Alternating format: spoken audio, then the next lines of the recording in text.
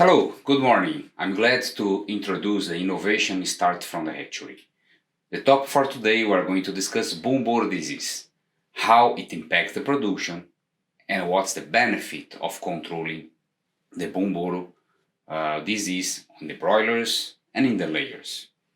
We are going to have several topics for the agenda today in this next hour that we are going to cover the Gumboro disease protection.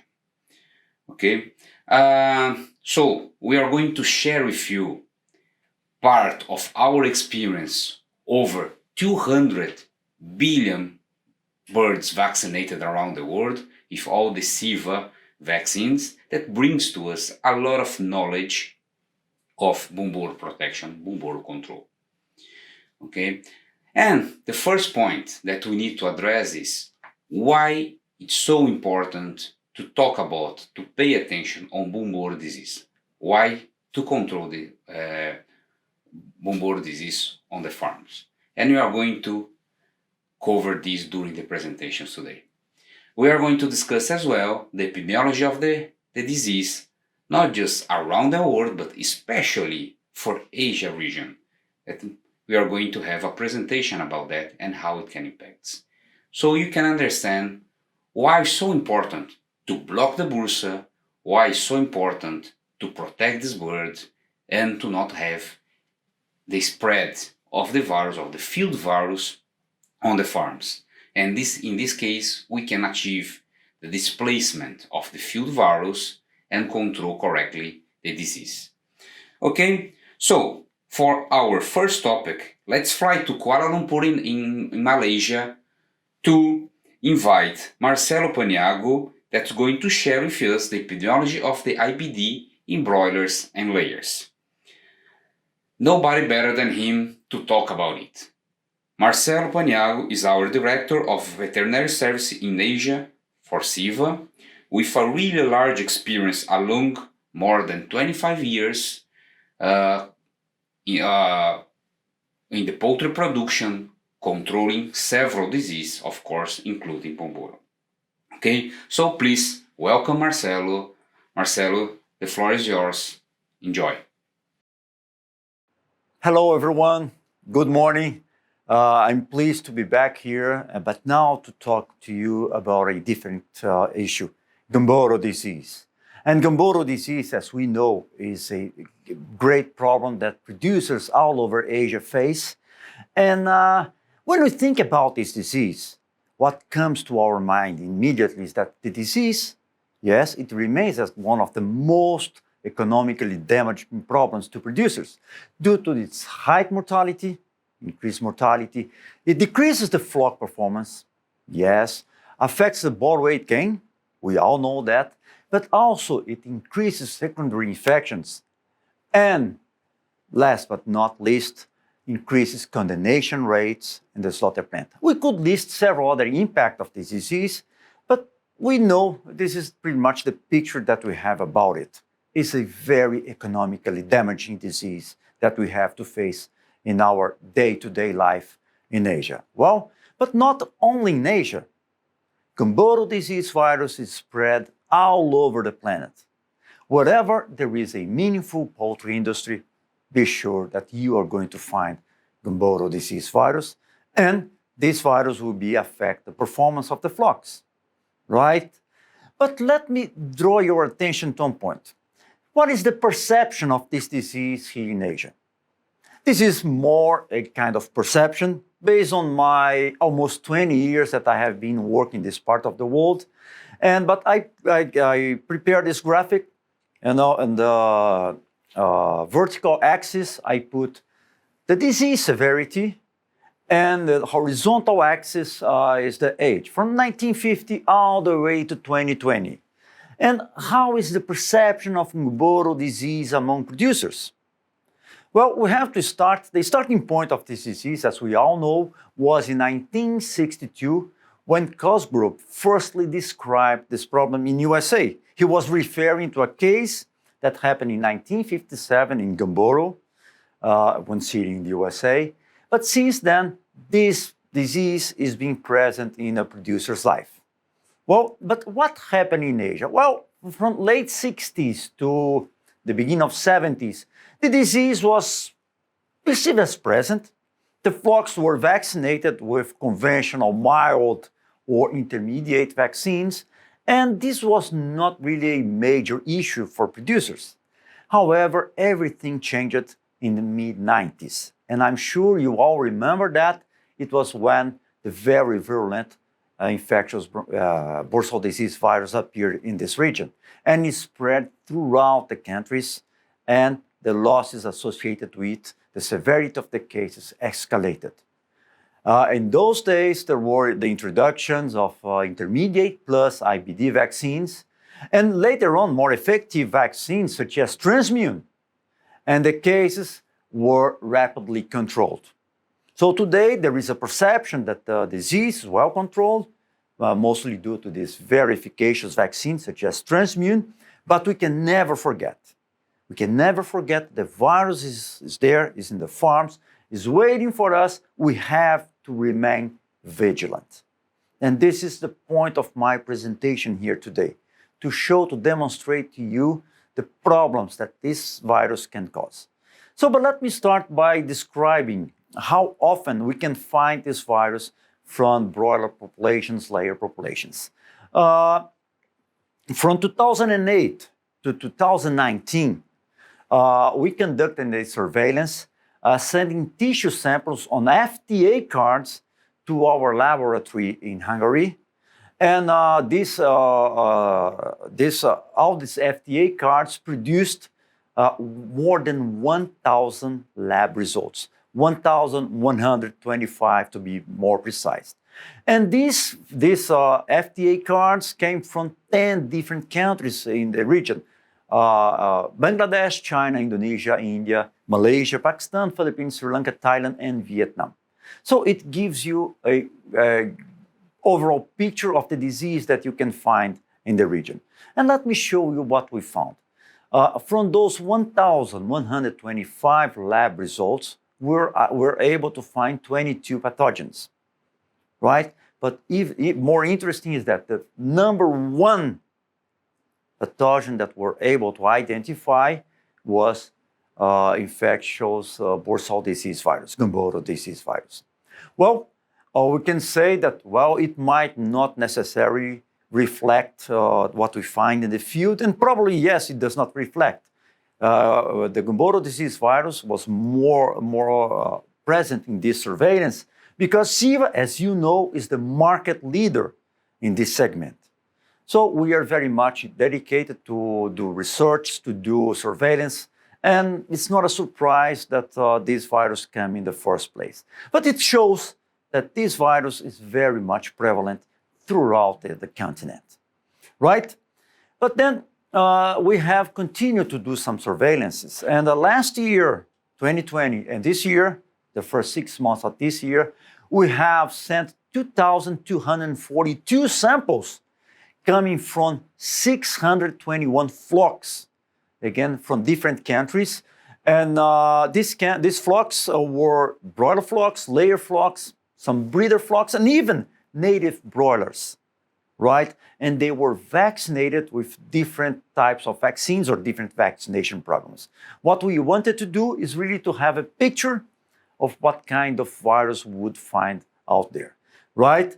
And these samples on FTA cards, again, came from India, Indonesia, Malaysia, Pakistan, Taiwan, Thailand, and Vietnam. And interesting, we can see that in 49% of the cases, this surveillance showed that it was the vaccine strain that was present in the Bursa fabricius.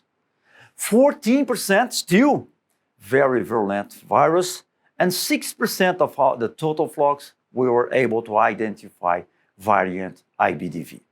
In 31% of the cases, the virus remained untyped. We were not able to identify whether it was a vaccine virus or a field virus, right? But again, it shows that the virus, very virulent, the virus variant strains, they are present in the flocks, and they might cause problems if you don't stay vigilant. While another surveillance, this was done more recently, we sent samples from 6 different flocks. And from these 6 different flocks, we can say that 71% of all detections came out as very virulent IBDV strains. So the message, yes, we must remain vigilant. If we consider that vaccine is well controlled because we are using good vaccines, we might have some problems, we might lose money. But let me move forward now. I hope I was able to demonstrate that Gumboro disease is still a threat. But how much it costs? How much would cost an outbreak? And here I don't want to focus very much on the clinical aspect of the disease, because the clinical aspect is very visible. We're going to see high mortality. Layer flocks can go up to 30, 40, 50% of mortality, or broiler experience 5-10% of mortality. So this, the impact could be hundreds of euros per 1,000 birds, right? Depending on the age of mortality, depending on the type of how much the mortality achieved. But I would like to focus now in more subtle form of Gumboro disease, the subclinical Gumboro disease, right? Why do I want to raise this issue? Because when you have subclinical IBD, there is no clinical sign, but it will affect performance, right? There are several descriptions in the literature. I will bring some of them, like this two that I'm projecting now, Emily and co-workers in 2015, that they mentioned that the titers or variants E strains correlated with increase of hepatic lesions and condemnations in the slaughterhouse. So, subclinical IBDV impacting the condemnation or slaughterhouse. Or the other article that I'm showing here, Kurukusuria, I'm hoping that I'm pronouncing her name properly, but these authors, they identified that 1.6 times higher risk to develop septicemia due to E. coli in case of an existing subclinical IBD infection.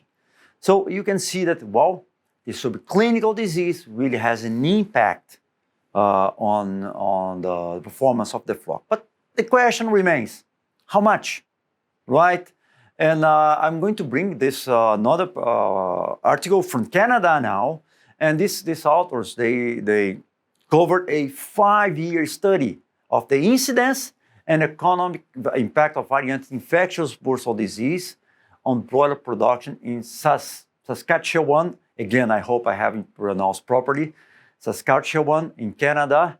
And you can see very clearly that when you compare infected and non-infected flocks, first, infected flocks, they have higher mortality.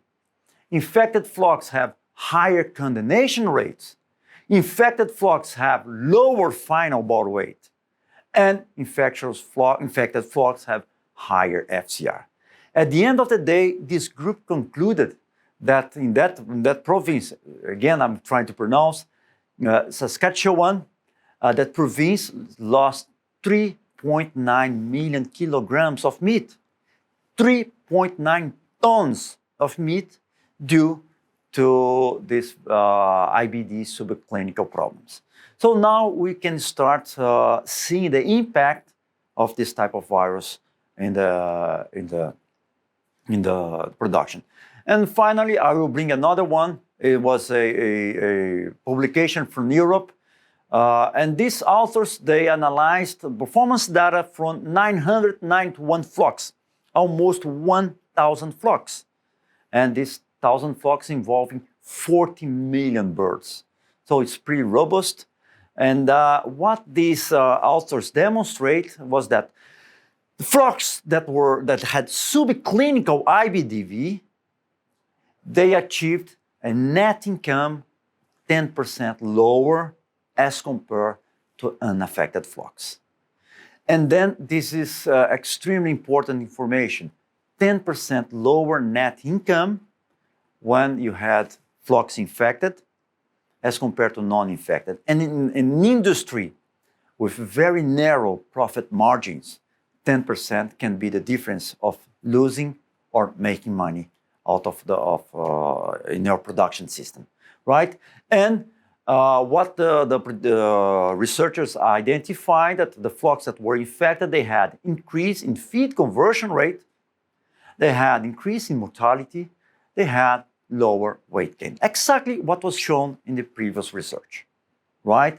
There is an impact in subclinical infection. So going on, these authors measured the impact of vaccination. Again, they compared the flocks that had been vaccinated with the previous performance, and they noticed that the flocks that were properly vaccinated, they had 9.75 better income, net income, as compared to affected flocks. Again, these flocks, well vaccinated, had 2.1% better body weight gain, and finally, the mortality decreased 1% as compared to affected flocks, right?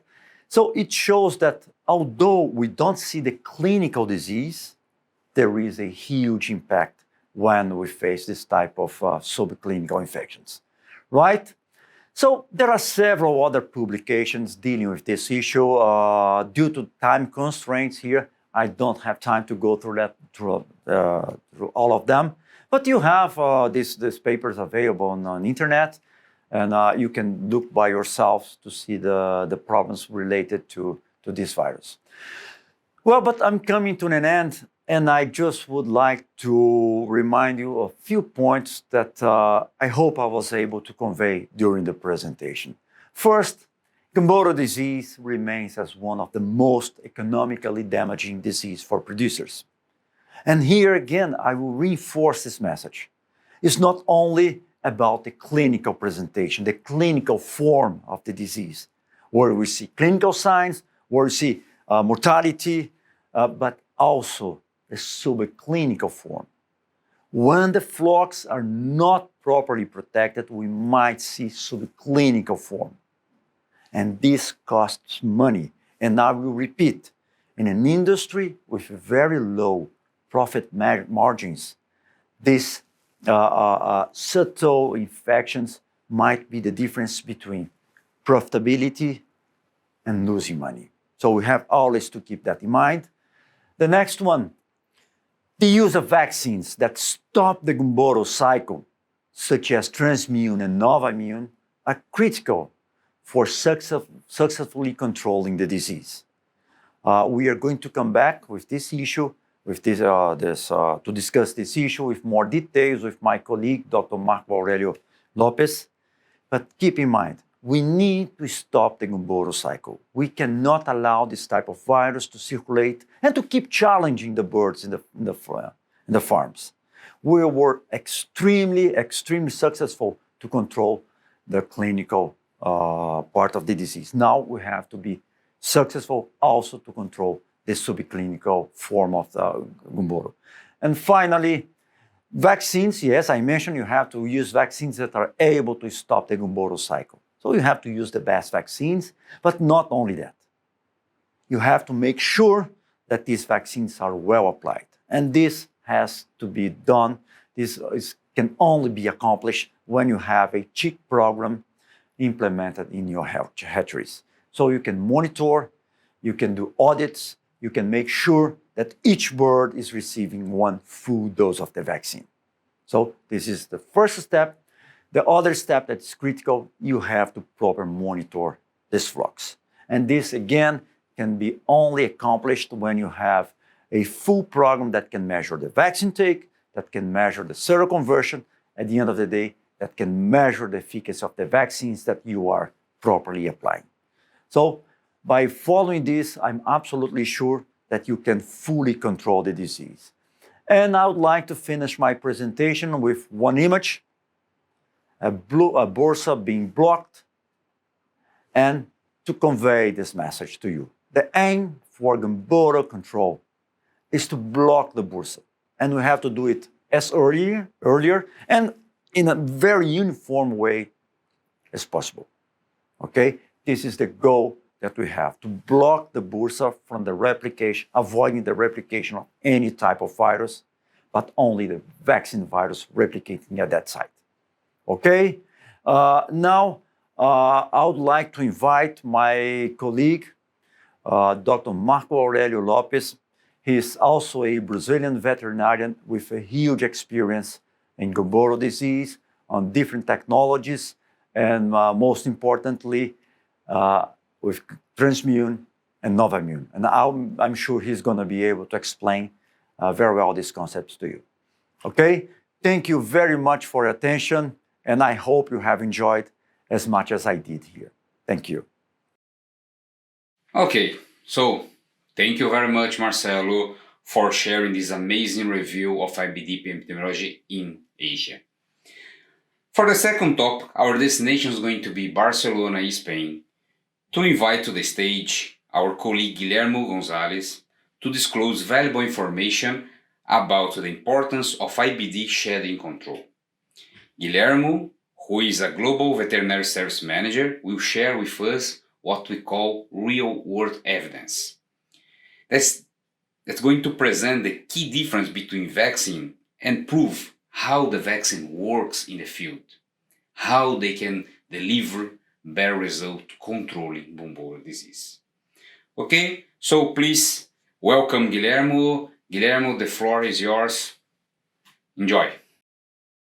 Thank you, Marco, for your nice introduction. As you said, I'm going to talk today about the use of the PCR technique for Gumboro and how we in Ceva demonstrate and use the real data to show the differences between the different type of vaccine.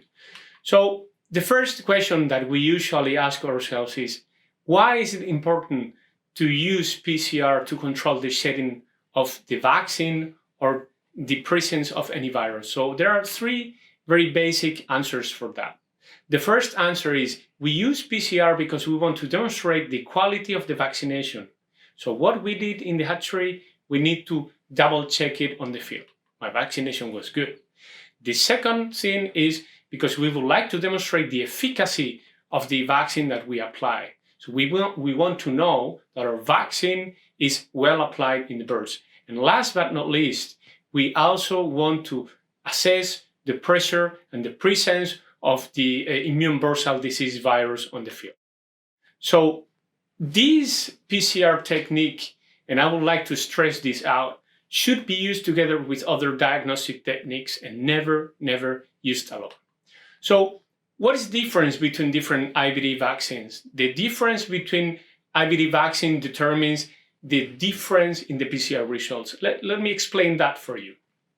First of all, field vaccines, what we call conventional vaccines applied in drinking water, they unfortunately cannot guarantee a full coverage of a flock with a maximum observed of around 70% of the flock cover. The second type of vaccines, recombinant HVT vaccines, unfortunately, they cannot guarantee that the Gumboro virus does not take place in the bursa. This cannot be guaranteed always in 100% of the cases for this type of vaccines. The third type of vaccines are invasive, unsafe hot strains for Gumboro. These strains, they usually have a very high rate of invasiveness. They are very invasive, and they also usually take place in the bursa before the recommended age, which is around 14 days of age. Last but not least, I would like to stress out the differences between immune complex vaccines. Not all immune complex vaccines are the same, and therefore we will see that there are differences in vaccine detection between different compounds and different immune complexes. So the first example, how can we demonstrate by the use of PCR that there is not a very nice vaccine take in those flocks vaccinated with drinking water vaccines? As you can see here in these two pie charts, we have one part which is the conventional vaccines, and we have a second part which is a comparison of our Transmune. In the conventional vaccines, a very high percentage, and this is real data from the field, very high percentage, around 50% of the vaccine is not well taken by the bird. So as you can see, there is presence of field virus in the flocks, whereas in the transmion example, we can reach up to 80% of vaccine presence in the monitored flocks in the UK. The second example, and this is for a different type of vaccines, recombinant HPV vaccines, we have a lot of data for a 4-year period from our lab in Phylaxia in Hungary, where we demonstrate that unfortunately, more than 40% of the samples we analyzed for these flocks vaccinated with recombinant HPV vaccines showed positivity to a field virus. This is not what we expect from a recombinant HPV IVD vaccines. A recombinant HPV IVD vaccines should always potentially be negative to 100% of the cases to any field virus and should not allow invasiveness of the virus and or entry in the bursa. Third example comes from the Netherlands, and here what we want to show again with recombinant HPV IVD vaccines is that in layer and broiler flocks, there is an increase in titers, which is at the same time combined with the use of PCR. It demonstrates there is a correlation between high titers and presence of field virus in those flocks. So in those flocks where you see high titers, we could correlate and we could analyze the samples demonstrating that there was a field presence of the virus. Example number 4, we changed now to invasive IVD vaccines applied in drinking water. Here, what we demonstrated is that in 2 flocks where we use a very invasive vaccines, we could not guarantee full take of the vaccine in those 2 flocks. On the contrary, we only detected 40% of the samples positive, whereas 60% of them, the rest, were either negative or showed any presence of the very virulent IVDV. So we cannot guarantee a very regular result, whereas whenever we use an immune complex vaccines, we need to take special account into which vaccine we use. Not, as I said, not all immune complex vaccines are the same. There are differences in the way we develop the immune complex vaccines.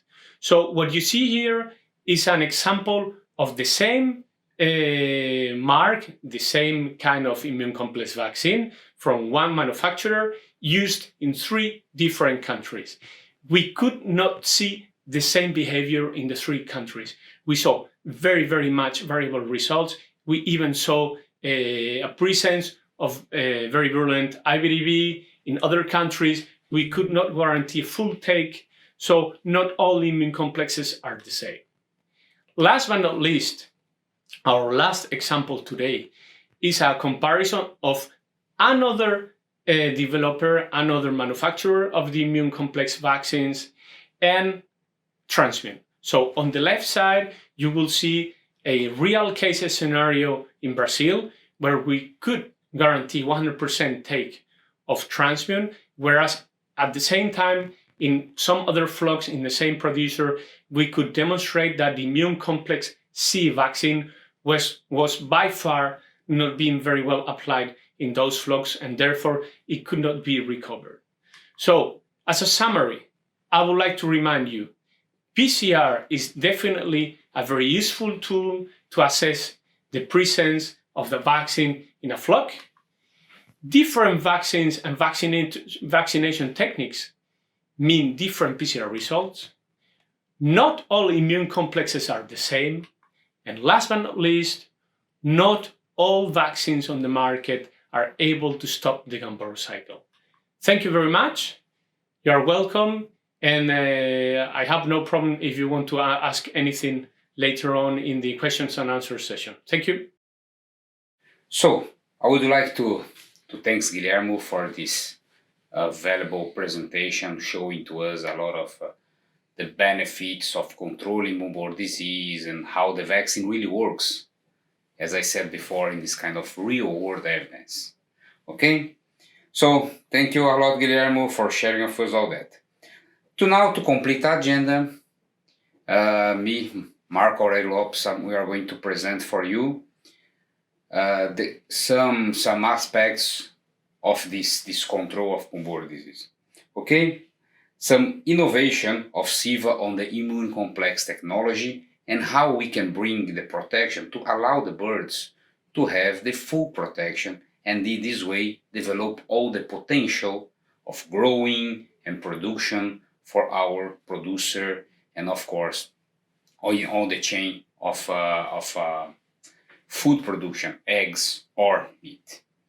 Okay, so let's start to talk a little bit. The first point when we discuss about immune complex vaccine or several types of vaccination of protection, we need to think about what kind of birds I'm talking about. We know that the broilers and the layers, they are not exactly the same. As you know, the way they grow, the way they develop is a little bit different. Okay, so for that, we need to adapt as well the products to fit better on their condition. And it's this way that we need to develop as well the vaccine to behave in a proper way for the immune system.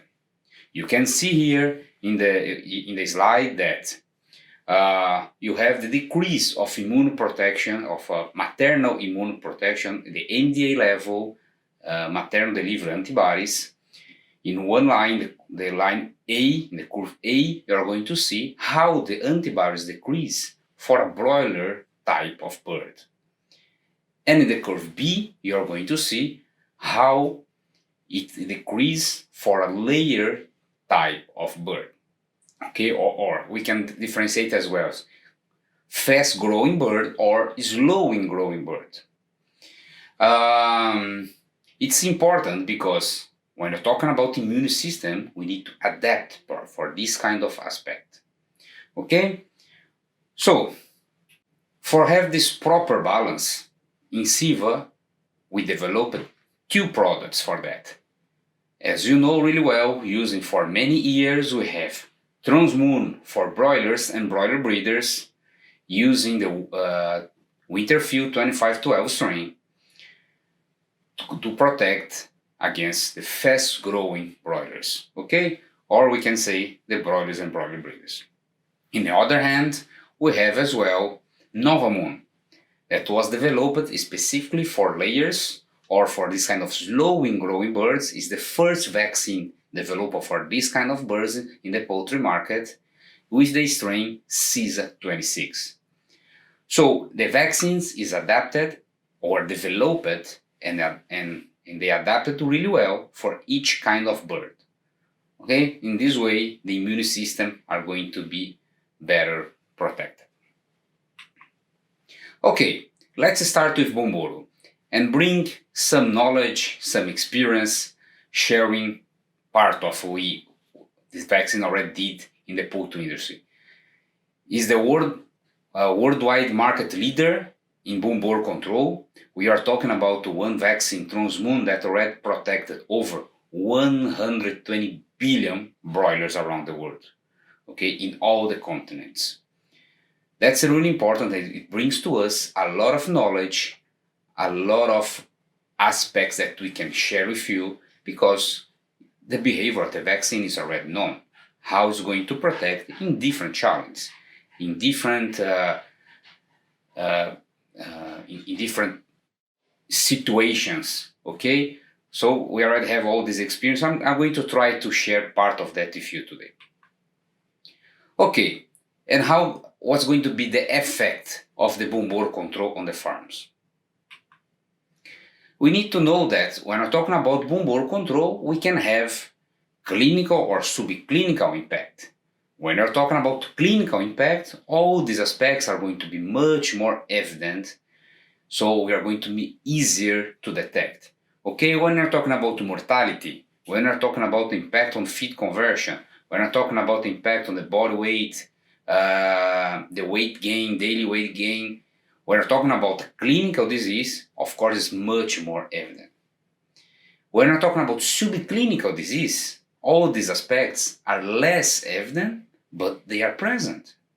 Okay, maybe you're not talking about 20, 30% of mortality, but you're talking about one difference of half point, 1%, 2%.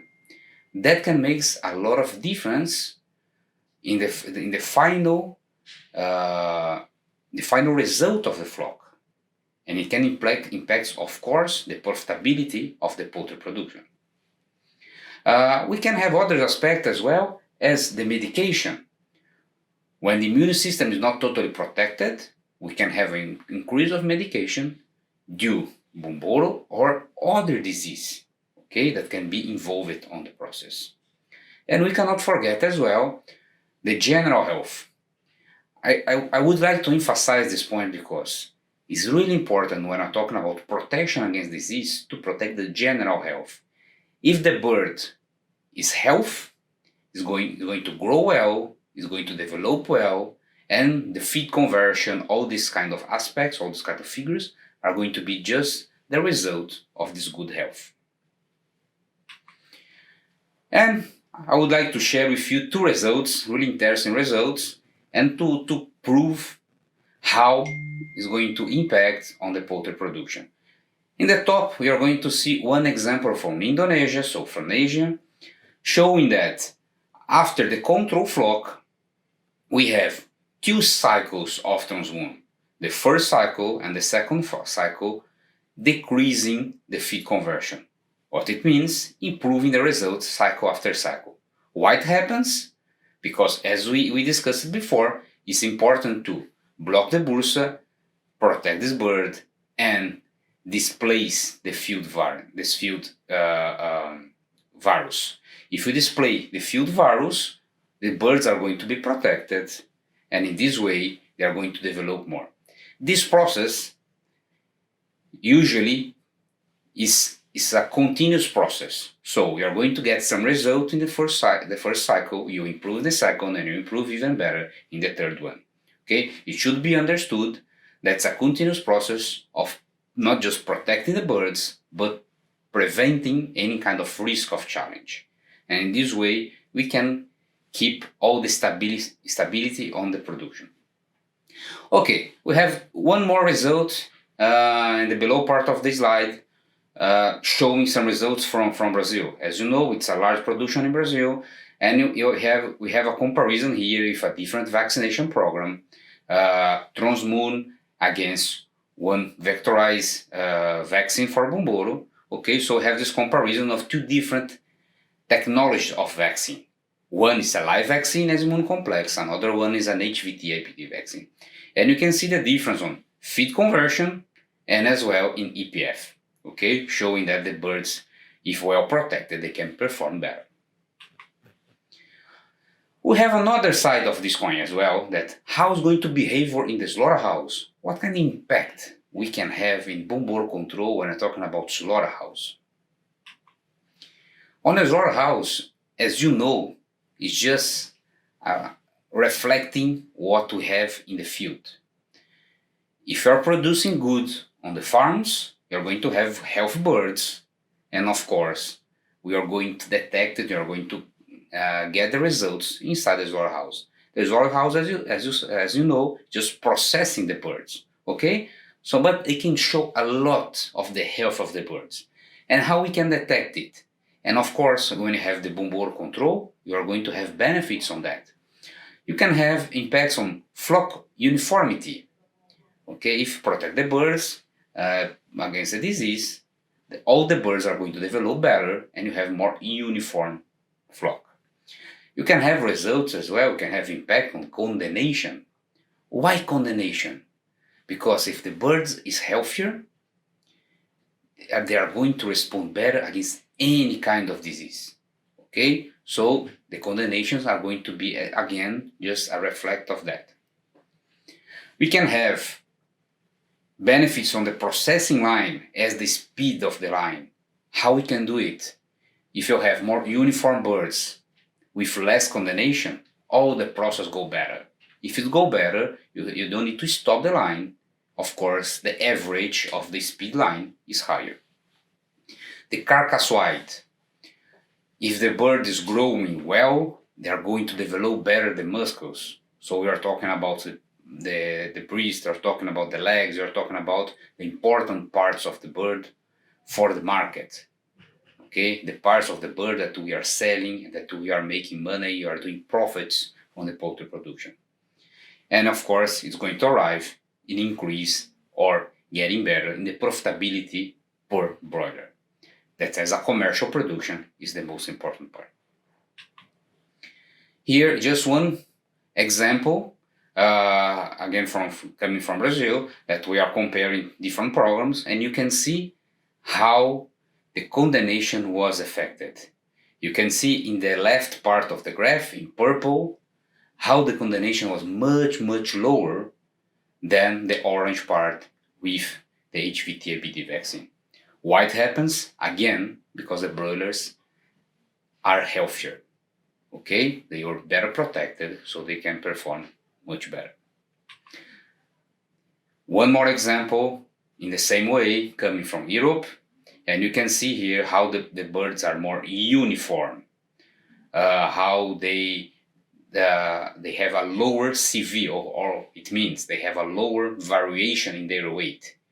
If they have a lower variation in their weight, they are going to perform better inside the slaughterhouse. Okay, and we can see one example as well, if a better white in the breast meat. Okay, moving now to the layers, using the same concept, using the immune complex vaccine. As you know, the immune complex vaccine is a virus combined with antibodies that are going to apply in the hatchery to adapt to MD levels. So as I explained before, Novamoon is one product adapted or developed, designed for these kind of birds because they have a different metabolism of antibodies. So the curve of decrease of antibodies is different than a broiler, so they need a solution proper for this kind of bird. Okay, here sharing with you that how it works, the same way that we saw in the Guillermo presentation, for example, that transmoon protecting and being detected by PCR in the broilers, the same happens in layers. And you can see here in 3 different countries, including Philippines from Asia, that we can detect really well and can protect 100% of the birds when well applied the vaccine. And of course, the vaccine strain can be detected in the burst of the bird. What can be the result of that? The same way we are protecting, we allow the bird to develop better. If they develop better, one of the results we can get is a better uniformity. And you may know that for a layer producer, the uniformity is one of the key aspects. More uniform are the birds, better is going to be the production.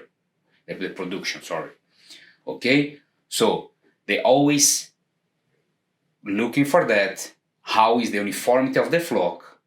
In this way, we can understand that the production on the laying period is going to be better as well. Another aspect that we could check in some of the field trials is that the mortality was lower. Of course, we are protecting better. Okay, but we have one key aspect as well. When you move the vaccine from the farms to the hatchery, you are not impacting these birds on the farm as well. So we can have all these aspects together. You have more birds because the mortality is lower, and you have more uniform birds producing better. Okay, I would like to thank the attention for this presentation.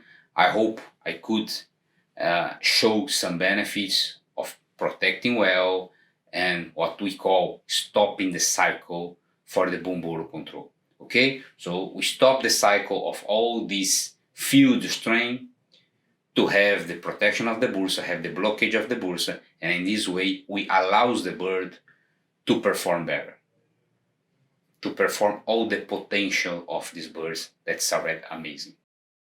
So I would like to thank you, all of you, for the attention in the last hour. Listen to us about the Gumboro control. And I would like to thank as well Marcelo and Guillermo for the amazing presentation you did today. and sharing with us all this really valuable information.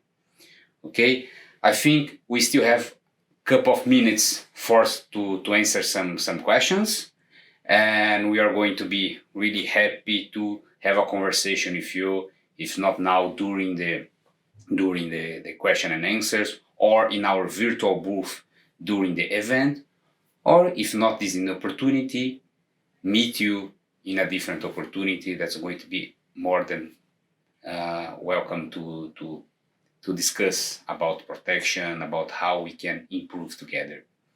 Okay, so again, thanks a lot for your attention, for your time.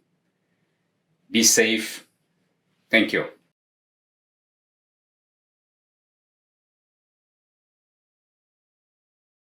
And before addressing the questions that are coming, I really, again, would like to thank you all for being present with us here today. And this is something that we value a lot. You're spending part of your day with us here. But let me take these questions. We've got some of them here.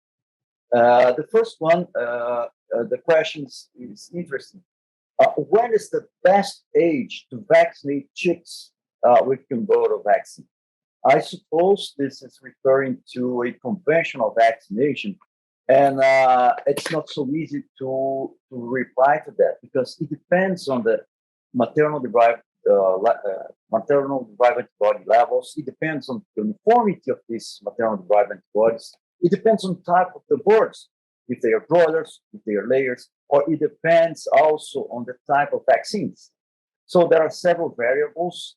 So, and that's why today most, if not all, the producers are considering to vaccinate birds in the hatchery.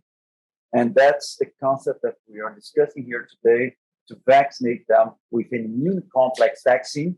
It can be transimmune for broilers or novel immune for layers, but to keep these vaccines in the hatchery. And by doing this, you are going also to overcome some problems related to farm vaccination. One of them, as I mentioned before, is to calculate the age of vaccination. This is not so easy. But also, you would bypass problems like distribution of the drinking water, time of the drinking water consumption, or the quality of this drinking water. If there is chlorine present, if there is other detergent. So, for answer to your question, today there is really a trend, a global trend to concentrate vaccination against IPT in the hatcheries. Okay, and the same, Dr. Rosemary also asked about since the Gumboro virus is already in the farms, how do we control it? Or how do we get rid of the field virus? This is an extremely, extremely interesting question. And this is the base of the concept for stop the Gumboro cycle. Yes, this virus is present in the farms. If you don't do anything, if you don't vaccinate properly, or if we vaccinate with a vaccine that does not stop the replication of the field virus in the bursa, we are going to continue to recycle to allow this field virus to replicate in the bursa and to be re-excreted to the environment. So the only way, Dr. Rosemary, is really to vaccinate the birds with a vaccine that is able to stop the Gumboro cycle. And here I would like to refer to Transmune for broilers and Novimmune for layers. These vaccines, the vaccine strength will replicate in the bursa and will block the bursa from the invasion of any other virus. So the virus that will be re-excreted to the environment is the vaccine virus. So over time, this vaccine virus will displace the field virus that is causing trouble to you. So basically, in a very short way to explain, that's the goal of the concept stop the Gumboro cycle. Displacing the field virus, but by the attenuated vaccine virus. Okay? And there is another one. I hope I still have time to answer that. Why Transmune shows better performance compared to other immune complex vaccines? virus strain or composition of mixing with antibodies and virus strain. Again, this also is a very, very interesting question. Thank you for that. Yes, we are observing that TransImmune has a better performance as compared to other complex vaccines. And probably it's associated to the formulation of these products. The formulations are different, and this can be measured. And if the formulations are different, the biological properties of these different products, different vaccines, will be different. We have observed that TransImmune has better capacity to replicate in the booster. TransImmune has much better capacity to stop the Gumboro cycle. Okay, but it's not only this. Probably another point, very important point that makes TransImmune superior to any other immune complex vaccine is the application of the vaccine in hatcheries under chip program monitoring. This is also critical to have a very good result, to make sure that the vaccine is well applied. And finally, and probably this is not something that is very commonly noticed, but the expertise to produce the vaccine counts a lot. The stability between batches. Only a company that has produced nearly 150 billion doses of a immune complex has this know-how, has this ability to have consistency between batches. I don't want to have one good batch, one bad batch, one good batch, one bad. I want to have consistency. And only a company with expertise that Ceva has can guarantee this. Okay? And finally, if I still have time. Marcelo, we have one more question. Yes. How often to administer TransImmune, and do we need to have a booster TransImmune? TransImmune, how often? Is just once. You're going to inject in a hatchery, and that's all. All you need is to inject TransImmune in the hatchery for broilers, and that's all.